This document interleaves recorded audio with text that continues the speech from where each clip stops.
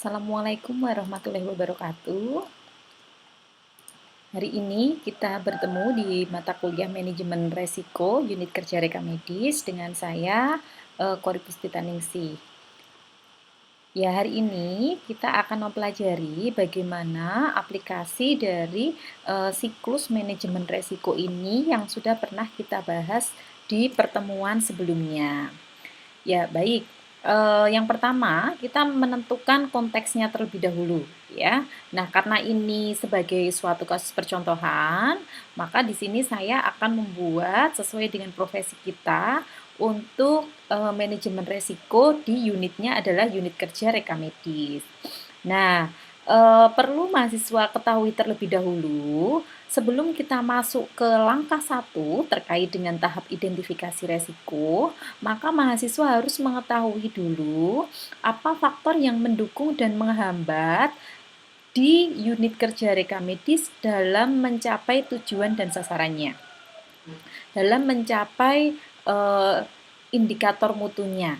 Nah, itu diketahui dulu dalam mencapai standar pelayanan minimalnya. Nah, ini perlu diidentifikasi ya. Jadi, kita tahu terlebih dahulu sebenarnya apa sih yang menjadi kekurangan kita, apa tahap kegagalan yang terjadi sehingga kita tidak bisa mencapai tujuan kita. Nah, ini perlu diketahui terlebih dahulu ya, didiskusikan terlebih dahulu di sini ya. Jadi, misalnya saya itu ingin unit kerja reka medis ini bisa mencapai standar pelayanan minimal untuk kelengkapan reka medis itu 100%, misalnya seperti itu. Nah, dari kegiatan itu, maka nanti kita akan melakukan suatu perencanaan. Ya, kemarin siklusnya itu kan sebenarnya kalau di manajemen itu adalah planning, organizing, activating, controlling. Ya, jadi di sini nanti kita membuat suatu perencanaan. Ya, perencanaan itu yang sifatnya proaktif adalah dengan kita melakukan suatu pengelolaan manajemen resiko. Ya, jadi resiko apa yang mungkin ditimbulkan ketika reka medis itu tidak lengkap? Siapa orang yang terlibat di dalam pengisian reka medis? Mengapa pengisian reka medis itu penting? Apa dampaknya yang timbul kalau reka medis itu tidak terisi? Nah, itu kita identifikasi di sini ya. Apa faktor yang menyebabkan reka medis itu tidak terisi? Ya, sebenarnya itu siapa dan apa yang menyebabkan hal itu bisa terjadi, itu kita identifikasi di sini ya. Itu contoh yang sederhana. Nah, tetapi untuk bisa meningkatkan pengetahuan mahasiswa terkait dengan konsep manajemen risiko di luar lingkup unit kerja reka medis secara umum, maka hari ini akan saya berikan beberapa contoh manajemen risiko yang sangat cukup banyak ya, cukup banyak diteliti di Indonesia ya. Nah, itu nanti ya, nanti saya berikan percontohannya. Kemudian setelah kita mengetahui konsep tadi ya, kita sudah masuk ke identifikasi, kemudian dilanjutkan nanti di analisis resiko. Analisis resiko ini sebenarnya kita hanya menilai bagaimana dampak dan probabilitasnya dengan tujuan untuk mengetahui siapa yang akan kita libatkan, tingkat resikonya ya, tingkat resiko berarti kita sudah masuk di scoringnya ya, dia masuknya di apa? Merah, kuning, hijau, nah seperti itu ya. Kemudian dari tingkat resiko yang sudah kita tentukan terlebih dahulu tadi, maka kita bisa mengetahui apa pengendalian yang akan kita lakukan. Nah, pengendalian ini kan membutuhkan effort yang cukup banyak, butuh sumber daya yang cukup banyak. Tidak hanya sekedar dari suatu perencanaan strategi saja, tetapi di situ ada anggaran. Ada peralatan yang dibutuhkan, ada keaktifan pihak-pihak atau orang-orang yang terlibat di dalam pengendalian risiko itu. Sehingga memang di sini harus kita buat prioritas. Nah, bagaimana cara membuat prioritas? Seperti yang sudah kita pelajari kemarin ya. Prioritas risiko itu kan sebenarnya diketahui di sini nih, di tingkat ya. Jadi kalau kita sudah bisa mengetahui dia dampaknya berapa, probabilitasnya berapa. Misalnya di sini 5, di sini 2, berarti skornya 10. Ada lagi nanti resiko yang kedua itu dia 3 dan 3, berarti 6. Nah, kalau 10 sama 6 berarti ranking satunya nanti yang resiko pertama. Kemudian resiko yang kedua dia ada di ranking kedua. Nah, itu contoh melakukan tingkat ya, scoring tingkat di dalam analisis resiko. Kemudian kalau sudah, maka kita akan melakukan evaluasi. Evaluasi itu sebenarnya apa sih membandingkan tingkatnya yang di sini tadi.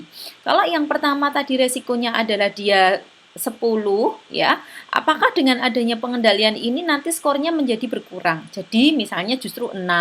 Nah, yang awalnya tadi skornya 6, apakah dia bisa turun atau justru tetap di 6? Nah, itu adalah kegiatan evaluasi ya. Jadi membandingkan. Nah, kemudian baru nanti kita lakukan evaluasi apakah resiko itu bisa diterima atau resiko itu tidak bisa diterima. Kemudian bagaimana untuk pengelolaan selanjutnya. Nah, secara umum semua siklus ini adalah gambaran dari siklus manajemen ya. Ada kegiatan perencanaan, ada kegiatan organizing ya, ada komunikasi, ada konsultasi, kemudian nanti di situ sudah kita lakukan pelaksanaannya, pengelolaan resikonya, kemudian sampai dengan nanti di tahap evaluasi ya, evaluasi dan monitoring. Nah, ini gambaran ya, di review sedikit untuk materi yang kemarin. Kemudian, setelah kita mengetahui, maka sekarang kita akan masuk ke risk assessment. Ini kemarin yang belum saya jelaskan ya, atau kita sebut sebagai penilaian. Assessment itu apa sih? Penilaian atau pengkajian ya, pengkajian resiko. Nah, komponen ini menilai dampak dari events atau kejadian ya, yang dapat mengganggu pencapaian dari objek. Nah, objek ini apa? Objek ini ya resiko yang mau kita bahas tadi. Apa tadi resikonya? Apakah misalnya, resikonya di koder itu adalah terjadinya kesalahan mengkode. Ya, itu resiko ya, resiko. Resikonya itu bisa terjadi kesalahan koder dalam memberikan kode yang tepat. Itu suatu resiko ya. Kemudian besarnya dampak diketahui dari inherent atau residual risk serta dapat dianalisis dalam dua perspektif, yaitu likelihood, kecenderungan ya atau peluang, dan impact atau istilahnya adalah konsekuen ya. Konsekuen besar yang terrealisasi dari resiko ya, dampaknya lah itu seperti itu. Kemudian dengan demikian besarnya resiko atas setiap kegiatan organisasi merupakan perkalian antara likelihood dan konsekuen tadi ya, 5 dikali 2, 3 dikali 3. Nah, itu kan nanti ketemunya skor ya. Skor itu nanti yang akan kita gunakan untuk melakukan ranking. Kemudian penilaian resiko itu menggunakan teknik kualitatif ya. Jadi nggak bisa kalau pakai kuanti murni, nggak bisa, nggak masuk ya. Kalau di dalam risk assessment nggak masuk ya. Maksudnya seperti apa Bu kualitatif? Kita itu akan menggunakan wawancara ya. Kita melakukan observasi kegiatan di sana. Sebenarnya seperti apa sih kalau ada yang namanya resiko ketidaktepatan kode, itu kita lihat di ruang rekam medisnya. Pantas aja di sini banyak resiko terkait dengan ketidaktepatan kode. ICD-nya aja nggak punya. Dia nggak tahu bagaimana cara mengakses untuk ICD online, misalnya seperti itu. Nah, itu contoh ya. Kita lakukan observasi. Kemudian kita lakukan wawancara ya. Wawancara, sebenarnya dia itu latar belakang pendidikannya apa? Apakah si coder itu mengetahui bagaimana langkah-langkah untuk melakukan pengkodean yang benar? Nah, jangan-jangan nggak tahu ya, atau jangan-jangan justru malah si coder itu latar belakangnya bukan orang rekam medis. Nah, ini ya, ini tuh harus kita amati satu persatu. Kemudian selain itu bagaimana proses di pengkodeannya? Ya, bagaimana prosesnya? Seberapa sering sih terjadi ketidakakuratan? Setiap hari kah? Beberapa hari sekali atau justru malah kasusnya ternyata sangat jarang.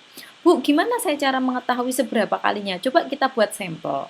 Misalnya, ada nggak pengembalian kode yang tidak tepat dari pasien BPJS? Nah, itu kan sangat mudah ya. Pasti mereka akan mencatat ya, dan itu dokumennya cukup atau datanya cukup mudah kita dapatkan. Nah, itu contohnya, misalnya seperti itu ya. Nah, kemudian di dalam kegiatan melakukan risk assessment, penilaian resiko ya, itu kita harus membuka pengetahuan kita terlebih dahulu. Ya, saya mau melakukan tahap identifikasi. Tadi yang pertama kan tadi langkahnya identifikasi resiko ya.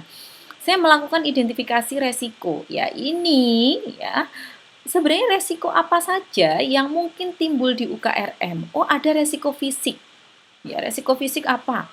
Misalnya hematom karena kejatuhan failing, misalnya seperti itu ya. Atau justru tersayat ya, open wound, tersayat karena map rekam medis yang sangat tebal misalnya ya, atau yang cukup licin sehingga memang berpotensi untuk terjadinya sayatan ketika petugas rekam medis tidak berhati-hati ketika mengambil berkas rekam medis, misalnya seperti itu ya. Atau justru misalnya Kita ambil dari faktor biologi ya. Sekarang baru masa pandemi COVID ya. Faktor biologi ini sangat memungkinkan sekali terjadi di lingkungan UKRM ya, baik itu di pendaftaran, mau di filing, assembling, seperti apa ya, penularan ya. Penularan virus COVID. Nah, itu masuk di faktor biologi ya kan, terpapar mereka. Kemudian ergonomi. Nah, ini meja kerja yang tidak nyaman, ruang kerja yang tidak ergonomis, ya kan? Kemudian misalnya nanti ada apa namanya? Kursinya yang tidak sesuai dengan standar. Nah, itu bisa berdampak di sini. Atau bahkan resiko psikososial. Seperti apa ini resiko psikososial? Psikososial itu misalnya contohnya stres kerja. Nah, di sana gimana mau nggak terjadi ketidaktepatan kode, Bu? Saya itu jadwalnya dari pagi jam 8 pagi sampai jam 9 malam. Selalu setiap hari seperti itu. Nah, itu sudah stres kerja ya. Sudah beresiko sekali itu terdapat dampak resiko psikososial. Kemudian bagaimana keamanan dokumen rekam medisnya? Ya, ini dari aspek fisik. Kita buka kembali teori keamanan rekam medis dari aspek fisik ya. Aspek fisik itu apa? Dari kehilangan, ya atau kehilangan dokumennya, bukan informasinya ya.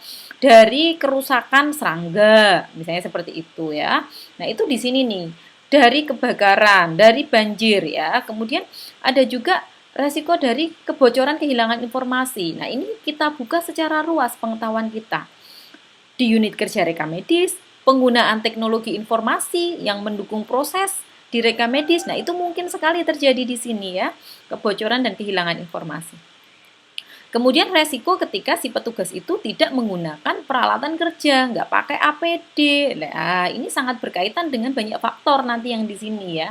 Nah, itu seperti variabel pengganggu ya dia ya, pengaruh sekali dia ada di sini. Nah, kalau kita sudah memahami resiko apa yang mungkin ada di rekam medis, ya jenis-jenisnya apa aja, maka kita bisa mengidentifikasi satu persatu yang ada di sini. Mana yang paling bermasalah di sini? Misalnya saya mau ngambil isu yang terkini Bu, terkait rekam medis elektronik. Ya kalau rekam medis elektronik mungkin nanti resikonya lebih kepada kebocoran kehilangan informasi. Ya, sekarang kita lanjutkan kembali ya. Untuk yang ruang lingkup tadi, manajemen risiko di unit kerja rekam medis, jadi kita bisa memilih salah satu ya, atau kalau misalnya mau bagus ya kita buat semuanya ya. Kalau kepala instalasi rekam medis ini seharusnya dia membuat setiap tahun ya, karena itu ada ketentuannya di dalam akreditasi rumah sakit ya kan, pasti kalian juga sudah diajari. Ini ada ketentuannya untuk membuat suatu risk register ya. Risk register itu adalah bentuk registernya ya yang sudah dilakukan dari proses kegiatan risk assessment ini, itu namanya adalah risk register. Ini harus dilakukan setiap tahun untuk memenuhi kebutuhan akreditasi. Tetapi dalam konsep penelitian mahasiswa, silakan nanti mahasiswa bisa mengambil salah satu, ada masalah praktisnya ada di mana ya, kesenjangannya yang ada di rumah sakit itu dia ada di bagian apa, kemudian nanti bisa diteliti juga. Nah, oke. Yang selanjutnya sekarang kita masuk ke contoh ya. Ini sudah ada beberapa contoh dari manajemen resiko yang sudah saya siapkan ya. Kita masuk ke kasus yang pertama terlebih dahulu untuk yang kasus tinjauan di ruang filing. Oke. Ya baik. Jadi penelitian ini itu dia membahas terkait dengan tinjauan manajemen resiko di ruang filing ya. Ada sedikit perbedaan dari teori yang ada di dalam kegiatan proses manajemen risiko. Ya, maksudnya perbedaannya gimana? Untuk level D3 itu kita hanya boleh melakukan suatu penelitian level D3 ya dalam batasan identifikasi resiko saja. Ya, jadi kalau tadi kita sudah melihat terkait siklusnya, saya ingatkan lagi ya mahasiswa, siklusnya tadi itu kan ada cukup banyak ya siklusnya tadi di sini. Nah, ini di sini kalian mengambil di sini aja boleh ya. Untuk level mahasiswa D3 bisa ya, di sini bisa ya. Tapi kalau dosen atau misalnya ya peneliti pakar ya dia kalau bisa siklusnya penuh ya, minimal misalnya dia sampai ke tahap analisis. Karena untuk bisa mengevaluasi bahwa kegiatan itu berlanjut sampai dengan melakukan scoring ulang pasti butuh waktu sampai dengan 2 tahun ya, lama sekali penelitiannya kalau sampai kita melakukan monitoring dan pemantauan dari intervensi pengendalian risiko yang sudah dilakukan ya. Tapi untuk level D3 boleh cuma sampai tahap identifikasi. Nah, yang penelitian pertama ini sebenarnya dia itu membahasnya identifikasi resiko ya, judulnya aja yang tujuan penerapan manajemen resiko. Ya, apa hasil dari tujuan penelitian ini ya? Jadi di sini dia melakukan penelitian terkait dengan manajemen resiko, kemudian dia mengidentifikasi jenis-jenis resiko ya. Jadi masuk ke tahap 1 kalau dari teori ya. Dia masuknya ke tahap 1 ya. Jadi ruang lingkupnya sebenarnya hanya kecil sekali. Nah, di sini nanti bisa mahasiswa juga bisa mempelajari ya. Jadi di sini dari hasil penelitian ini ya, itu pertama dia menemukan bagaimana cara pengelolaan resiko ya. Pengelolaan resikonya itu kalau di sana ya, di penelitian ini itu ternyata sudah ada tim ya, sudah ada tim. Ada penentuan resiko terkait dengan insiden. Nah, ini ya, insiden itu apa sih, Bu? Pasti mahasiswa juga pernah belajar ini terkait dengan insiden-insiden keselamatan pasien ya. Ada potensial cedera, KPC, nyaris cedera, jadi hampir terjadi tetapi belum, kejadian tidak tercedera, sudah terlaksana tetapi tidak merugikan siapapun, tidak terjadi cedera, atau kejadian yang tidak diharapkan bahkan sampai dengan sentinel atau kematian. Ya kan, oleh kepala koordinator unit failing. Jadi ternyata yang melakukan pengelolaan resiko ini adalah koordinator. Ya kan, kalau di sana di rumah sakit ini Muwardi ya ceritanya, itu dia seperti itu, koordinator failing dilaporkan kepada kepala unit reka medis dalam berbentuk kertas formulir insiden. Ini untuk yang terkait dengan keselamatan pasiennya. Nah, kemudian di sana belum ada pelaporan, monitoring, pengendalian, ya kan, maupun SPO-nya. Nah, kemudian apa saja faktor resikonya? Ya, ini faktor pengendaliannya ada. Pertama dia ada faktor fisik, ya. Faktor fisiknya itu di sini ada kebisingan, kemudian ada dokumen reka medis rapuh ya, dia mengkategorikannya seperti itu. Kemudian di sini juga ada sesak nafas, alergi, batuk-batuk. Kok bisa kenapa, Bu? Oh, ternyata karena dia nggak pakai desinfektan, ya toh. Oh, karena ternyata banyak debu di sana, ya kan? Dia nggak pakai masker, ya. Nah, itu beresiko sekali untuk petugas filing. Kemudian selain itu ada juga faktor kimia. Nah, apa faktor kimia di sini? Ya, faktor kimia di sini itu ternyata dia adalah karena penggunaan tinta ya. Jadi penggunaan tinta yang berlebihan, tintanya terlalu kering, terlalu basah ya. Nah, ini menimbulkan reka medisnya nanti tidak terbaca ya. Jadi ketika kita membuat suatu konsep manajemen resiko itu kita berpikirnya lebih luas ya. Resiko ini tidak hanya kepada petugas saja, bisa terhadap dokumen, bisa terhadap situasi dan kondisi lingkungan yang terkait dengan ruangan filing itu ya. Jadi kita berpikirnya lebih luas. Kemudian bau-bauan. Nah, ini tadi misalnya tintanya terlalu bau ya. Itu juga berpotensi, itu kan ada tinta yang terlalu ini ya, itu juga bisa ya. Jadi tentunya itu mengganggu tadi ya, mengganggu konsentrasi. Itu hasil penelitian seperti itu, bahkan bisa menyebabkan pusing. Nah, ini hasilnya tuh ya, memasang AC, pengharum ruangan, penggunaan masker. Nah, ini apa namanya, pengendalian yang dilakukan, tetapi dia nggak melakukan scoring ya. Jadi menurut saya ini hanya seperti tahap identifikasi, tetapi dia berusaha untuk menelusur kalau ada kasus seperti ini upayanya apa. Nah, dia menelusurnya seperti itu ya, tapi tanpa melakukan kegiatan scoring. Kemudian ini ada juga virus ya, virus. Nah, apalagi sekarang ya kan ada baru masa pandemi virus COVID ya kan, menggunakan sabun, cairan antiseptik. Nah, itu. Nah, sedikit masukan dari saya nanti ketika mahasiswa akan melakukan suatu penelitian seperti ini. Ya, mau melakukan pengendalian, ya, itu tidak hanya sekedar ini model wawancara. Bandingkan dengan teori yang ada. Kenapa masker itu penting untuk mengendalikan virus? Mana teori yang menunjukkan bahwa memang masker itu mampu mengendalikan virus, misalnya seperti itu. Atau mana teori yang menyampaikan bahwa antiseptik ini memang diperlukan untuk pengendalian virus, misalnya seperti itu. Nah, itu sangat penting sekali ya. Jadi itulah mahasiswa ya, kita berpikirnya harus lebih luas ya. Kemudian aspek ergonomi, ya ini dari ruang filing ya, tingginya kurang lebih sekitar 3,25 meter. Penyebab dari tingginya rak reka medis ini adalah karena tidak ada tempatnya penyimpanan. Jadi karena ruang penyimpanannya itu lebih sempit, maka dia dibuat jauh lebih tinggi dengan tujuan untuk mampu mengakomodir rak reka medis. Tetapi di sisi lain, karena ini terlalu tinggi, itu mampu menimbulkan cedera. Nah, citranya kayak gitu nih di rumah sakit Muwardi ya. Kemudian ada juga karena faktor stresor ya, tadi stres kerja ya kan, terlalu lelah, lembur yang cukup tinggi, nah itu akan menurunkan motivasi kerja. Kemudian kerusakan dokumen rekam medis ya. Kalau tadi saya menyebutnya lebih kepada keamanan. Jadi dari teori itu menyampaikan keamanan itu ada dua aspek. Keamanan dari segi fisik dokumen rekam medisnya atau keamanan dari segi isi informasinya. Kebocoran, kehilangan informasi itu juga menunjukkan suatu keamanan ya.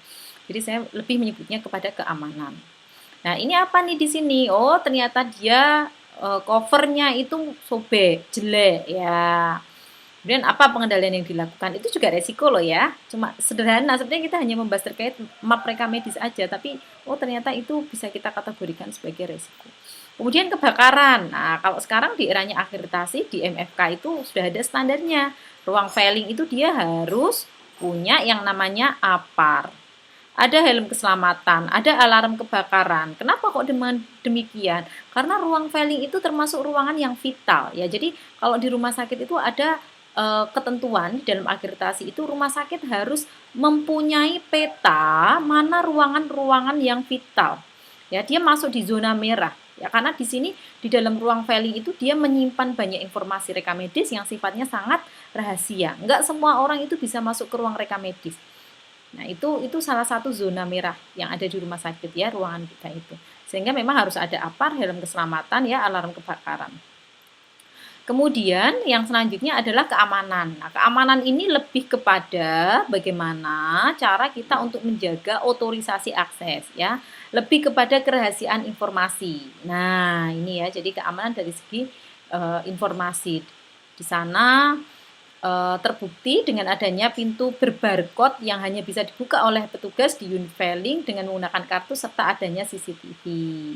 Hingga saat ini keamanan dokumen sangat terjaga, belum pernah hilang, tetapi sekali dua kali pernah terselip tetapi tidak ketemu dan tidak hilang.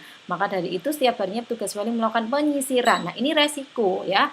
Berarti resiko terjadinya misfile. Kalau misfile kan berarti informasi rekam medis tidak berkesinambungan. Kita juga tidak bisa memutuskan apakah ketika misfile itu terjadi rekam medisnya masih ada atau dia memang hanya salah simpan atau memang hilang. Nah, itu juga menunjukkan suatu resiko. Nah, kemudian faktor peralatan ya. Peralatan ini adalah APD. Ada ketentuan di dalam PPIRS ya yang menyampaikan bahwa memang untuk ruang filing petugas yang ada di sana itu karena banyak debu ya kan. Map rekam medisnya itu juga beresiko menimbulkan suatu sayatan ya. Kalau kan ada bahannya macam-macam ya kalau kertas itu ya. Ada yang memang dia lentur, ada yang memang dia agak kaku. Yang glossy itu biasanya dia yang menimbulkan sayatan. Sehingga memang dia harus menggunakan sarung tangan, masker, ya kan, proteksi mata, peralatan lain seperti desinfektan ya, dengan tujuan untuk meminimalkan terjadinya resiko. Nah, ini apa aja nih? Ini contohnya kalau di kasusnya Rumah Sakit Muwardi itu resiko dari terkena staples. Oh, sederhana sekali kan, Bu. Kita kok kuliah D3 rekam medis membahas staples, ya memang ternyata seperti itu ya. Butuh pengetahuan terkait dengan bagaimana mahasiswa mampu mengidentifikasi resiko. Bagaimana upaya pengendalian resikonya.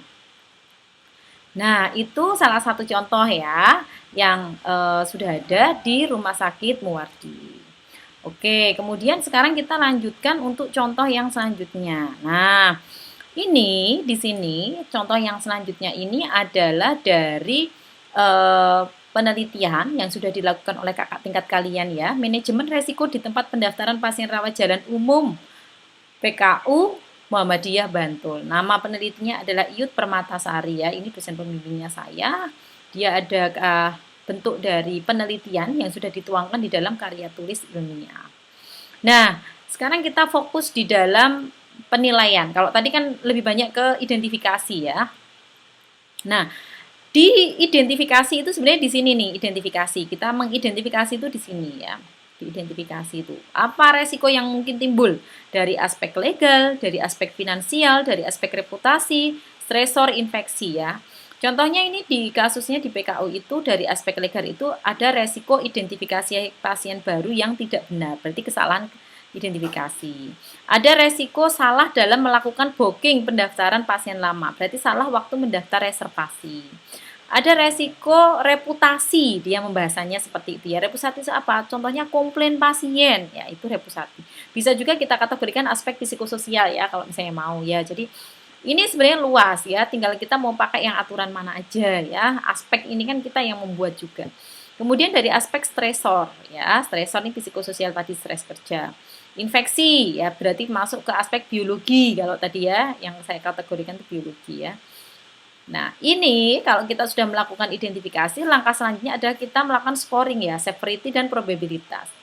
Apa tingkat keparahannya, bagaimana frekuensi ya atau probabilitas yang terjadi dari kasus tersebut.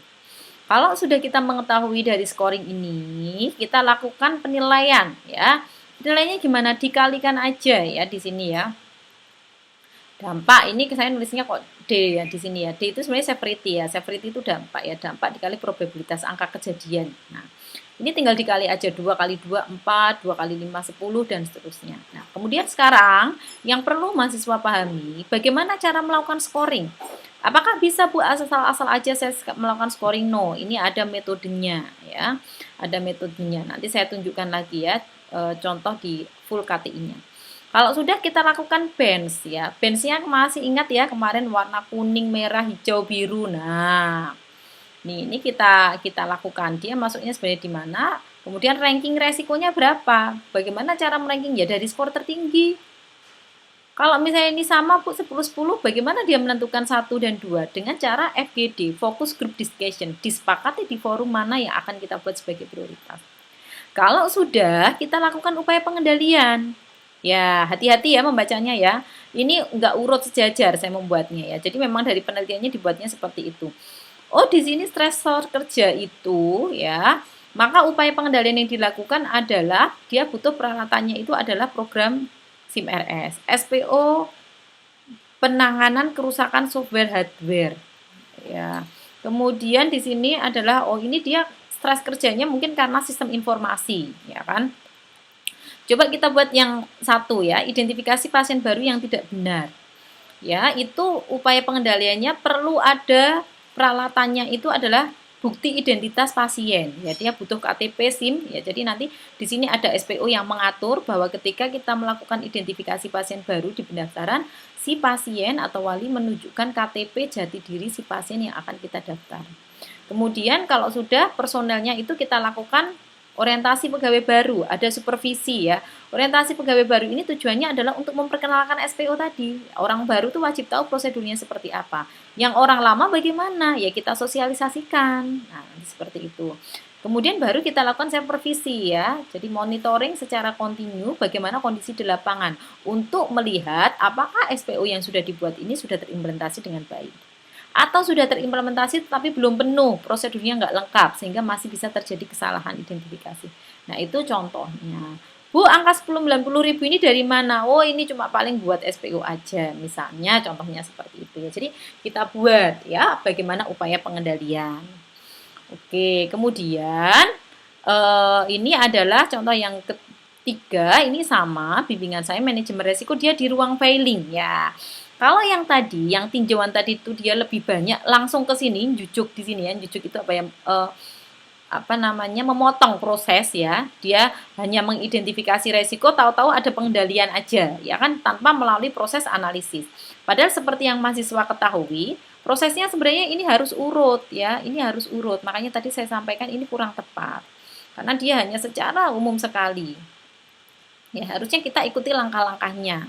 Ya, karena ini sudah aturan umum ya, identifikasi, dianalisis dulu, ya kan. Nah, analisis ini bagaimana tingkat resikonya baru dikendalikan, ya. Kita nggak tahu mana prioritasnya kok bisa langsung mengendalikan, ya bisa, tetapi nanti programnya kemungkinan tidak berhasil, itu kekurangannya. Benar, tetapi hanya kurang sempurna saja ya. Jadi bisa kita sempurnakan, bisa dilanjutkan lagi penelitiannya. Oke, kita masuk lagi tadi ke kasus yang ketiga ya, ini ya. Jadi ini sama, tapi dia masuk kasusnya itu di ruang filing. Dari aspek fisik, ini ada aspek suara lift, alat steril, ada resiko bising, sampul rekam medis itu tersayat, ya, berkas misfile, kemudian tinta, bau-bauan, nah itu. Infeksi nosokomial, ya, resikonya itu debu berkas mengakibatkan flu, ya. Jadi Petugas bisa terkena flu, ya, resiko kejatuhan berkas rekam medis lembab. Nah, ini ya, sempit, sumpek, pengap, ya, stresornya tertunda pelayanan menjadi lama, reputasi, komplain internal. Ini kebocoran masuknya kok di sini. Nah, ini bisa disesuaikan lagi nanti ya. Kemudian kita lakukan scoring di sini sama kayak tadi ya.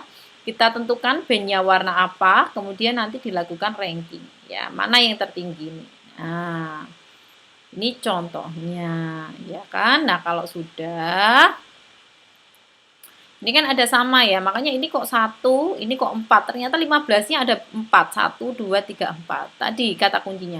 Ketika ada skor yang sama seperti ini, maka kita perlu melakukan focus group discussion, menyepakati ranking mana yang mau didahulukan. Nah, kalau sudah kita masuk di sini nih, ya, upaya pengendalian tadi sama. Mana yang mau kita kendalikan terlebih dahulu? Ya yang ranking 1 dulu. Ini contohnya faktor fisik kebisingan. Peralatannya dia bising karena apa sih? Alat steril, kemudian liftnya. Mungkin liftnya lift jadul jadinya berisik, ya kan? Ini kasusnya mungkin tahun itu seperti itu, mengganti lift baru. Program pengadaan lift baru, ya toh, personal. Nggak perlu sampul rekam medis ya, tadi hand school dan pemilihan sampul rekam medis yang lentur, maksudnya seperti itu. Perlu penggunaan APD, nah sosialisasi APD. Contohnya lagi misalnya nih refiling nih ya, kursi sesuaikan dengan pedoman. Nah ini ada lagi SIM RS error, ya kan? Kemudian peralatannya apa ya? Dia butuh komputer, regulasinya ini nggak ada. Nah ini hasil upaya pengendalian ini diperoleh itu nggak asal ngarang ini si Risnanya ini ya. Dia wawancara, makanya tadi saya sampaikan metodenya itu adalah kualitatif ya. Karena dia akan melakukan wawancara. Di sana itu ada masalah bising, kemudian rencana tindak lanjutnya apa. Tetapi ya, jadi kalau yang penelitian pertama tadi mungkin dia hanya menyampaikan seperti itu ya ceritanya. Masalahnya apa, upaya pengendaliannya apa. Tapi kalau ini kita melakukan proses scoring terlebih dahulu. Nah, demikian ya gambarannya dari proses tadi. Kemudian sebelum saya sampaikan terkait dengan tugas, mungkin saya perlihatkan terlebih dahulu bagaimana sih untuk yang scoring. Ya, ini contohnya nih. Satu aja ya mungkin ya. Ini contohnya punyanya si Risna tadi ya. Nah, di sana terkait dengan pengelolaan resiko ya, ini sudah ada panduan manajemen resikonya di PK Muhammadiyah Bantul sesuai nomor sekian ya. Udah ditentukan dampaknya itu apa ya, probabilitasnya berapa. Nah, ini sudah ditentukan. Kemudian kalau sudah baru kita masukkan tuh di sini ya kan, tadi sama kan, tahap identifikasi, kemudian kita lakukan analisis, kita lakukan tingkat resiko, kita tentukan benchnya itu apa dia, kemudian dilakukan ranking. Kalau sudah dilakukan ranking, kita masuk ke tahap 3, ya kan? Ini kan tadi rumusnya ya, severity kali probabilitas, sudah saya jelaskan tadi. Upaya pengendaliannya apa? Ya, berarti masuk ke tabel yang kedua tadi. Nah, ini kan ada bukti-bukti hasil wawancara. Ya, itu dimasukkan. Besok kalian kalau penelitian seperti ini yang tertarik ya, bahasnya staples, kebakaran, komplain ya kayak gitu ya kalau resiko ya. Nah ini nih. Nah ini ya contohnya yang punyanya si Risna tadi ya. Nah ini ya. Upaya pengendalian, peralatan ya, kendalikannya dari segi peralatannya, dari segi regulasinya, dari segi personal atau SDM-nya. Kemudian outcome-nya, harapannya itu apa yang dihasilkan dengan upaya pengendalian ini? PIC. PIC itu apa sih? Person in charge, penanggung jawabnya siapa. Nah, kalau sudah dilakukan pengendalian selesai. Kenapa kok di sini selesai, Bu? Kan tadi tahapannya masih ada cukup panjang. Balik lagi ya, kita kembalikan ke kompetensinya untuk D3 rekam medis ya. Di sini saja sudah cukup, ya kan? Identifikasi aja udah cukup, apalagi sampai menganalisis resiko.